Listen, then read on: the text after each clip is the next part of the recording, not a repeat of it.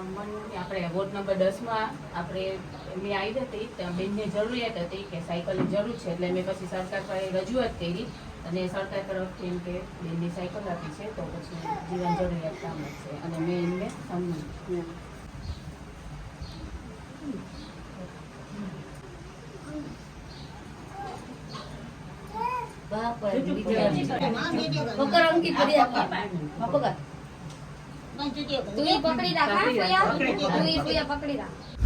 Ward number 10 માં મેં તમને આવી હતી ત્યારે મને જરૂરિયાત લાગી કે તમને જરૂર છે સાયકલની, તમને સરકાર તરફથી રજૂઆત કરી હતી તો તમને સરકાર તરફથી પાસ થયેલી છે, તમારું સન્માન કરવા માટે આવેલા છે.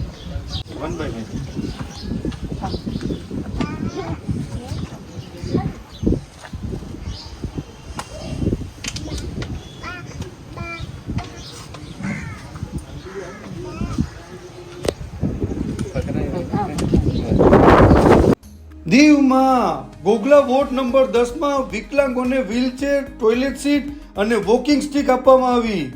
ગોગલા મ્યુનિસિપાલિટી વોર્ડ નંબર 10 માં 14 વિકલાંગો રહે છે જેમને વ્હીલચેર અને વૃદ્ધો માટે સ્ટીકની જરૂરિયાત હતી, જેના માટે વોર્ડ નંબર 10 ના કાઉન્સિલર હિનાબેન સોલંકીએ આ વિકલાંગો અને વૃદ્ધોનું લિસ્ટ બનાવી અને દીવ પ્રશાસનને આપ્યું.